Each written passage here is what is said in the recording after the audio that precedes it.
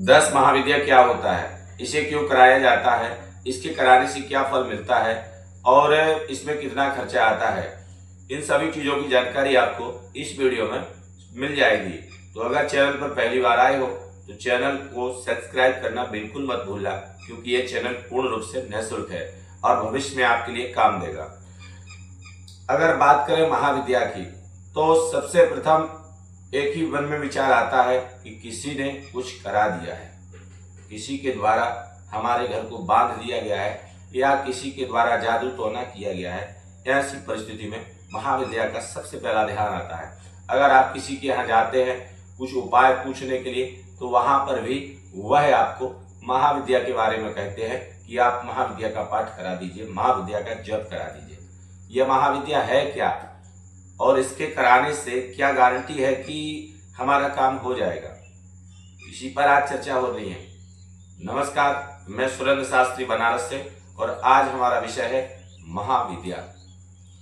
महाविद्या एक ऐसा तंत्र है जिसको अमोघ कहा जाता है, अर्थात इसके चलाने के बाद आपके लिए दूसरा अस्त्र चलाने की आवश्यकता नहीं होती। चाहे आप कितनी भी मुसीबत में हो, परेशानी में हो, पर ये शस्त्र अगर आपने चला दिया तो फिर आपके लिए दूसरा कोई उपाय करने की आवश्यकता नहीं है।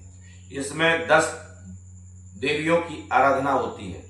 एक चीज आप अलग अलग भी कर सकते हैं और पूरे देवियों की आराधना एक साथ भी कर सकते हैं।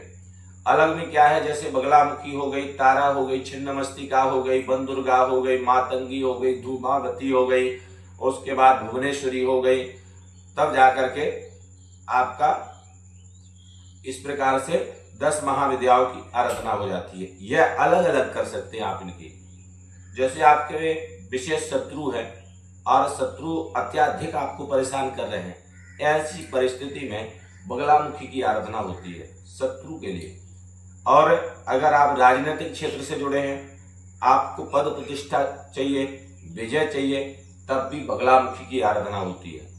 आपको अगर सर्वस्व यश गान चाहिए, तब भी बगलामुखी की आराधना होती है। हम पूरी 10 महाविद्याओं का अलग अलग विधि से आपको वीडियो बना करके पहुंचाएंगे, तो चैनल पर बने रहना है। आप बारी बारी से जानकारी आप तक पहुंचेगी। आज हमारा विषय है 10 महाविद्या। तो आज हम पूर्ण रूप से चर्चा 10 महाविद्या पर ही करेंगे, क्योंकि 10 महाविद्या सबसे विशेष मानी जाती है। अच्छा, 10 महाविद्या का क्या विशेषता है? विशेषता ये है, उग्रम वीरम महाविष्णु ज्वलंतम सर्वतोमुखम नृसिंह भीषणम भद्रम मृत्यु मृत्यु नमाम्यहम।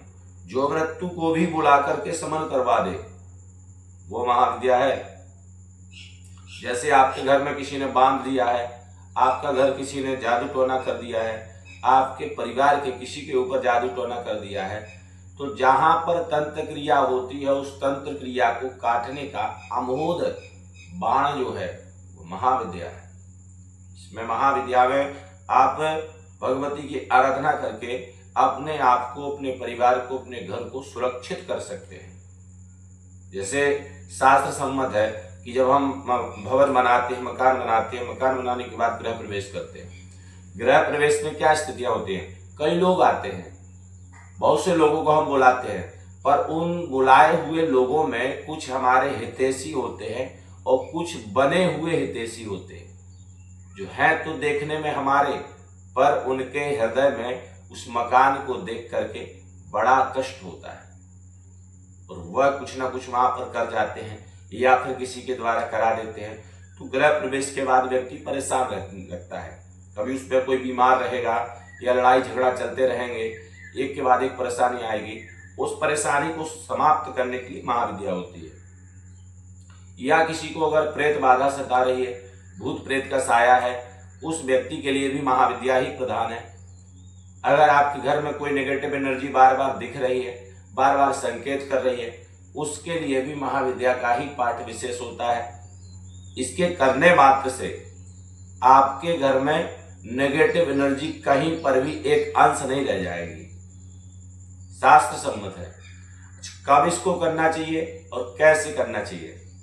तो विशेषता है कि महाविद्या जब भी की जाती है 21 वारेण, ध्यान सुनिए, या 21 पाठ 21 दिन व्यक्ति करे, या फिर एक दिन में 21 पाठ करे, या फिर 21 पाठ का हवन हो जाए, ये है।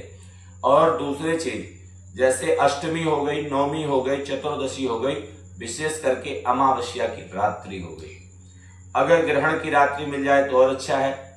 या फिर आपके लिए जैसे काल रात्रि, महारात्रि, मोहरात्रि च दारुणा, दिवाली की रात हो, होली की रात हो, जन्माष्टमी की रात हो, तो इस प्रकार से शिवरात्रि की रात हो, इन रात्रियों में अगर आप महाविद्या की आराधना करते हैं तो उससे आपको करोड़ों फल प्राप्त होता है।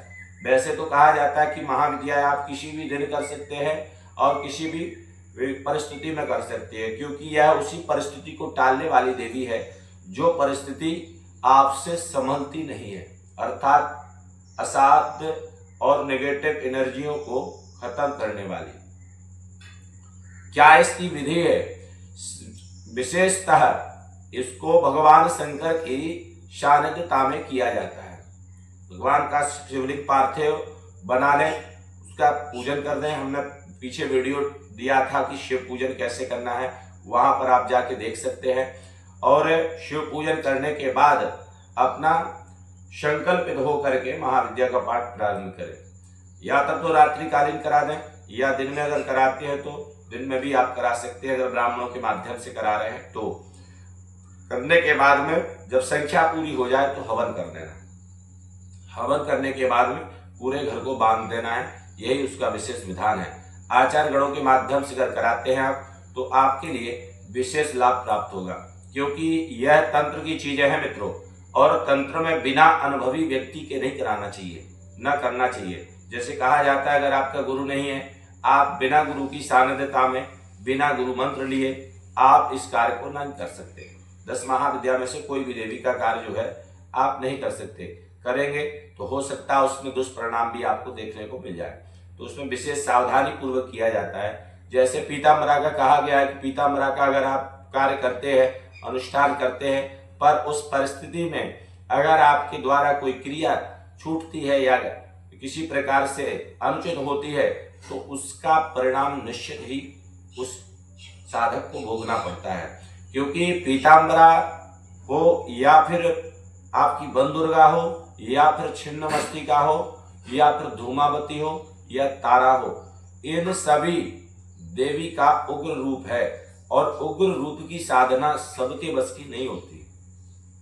जैसे कई बार आपने देखा होगा कि कोई व्यक्ति जप करते करते पागल हो जाता है, किसी व्यक्ति का जप करते करते प्राणांत हो जाता है, कोई व्यक्ति जप करते करते अचेत हो जाता है। तो ऐसी परिस्थितियां क्यों बनती है?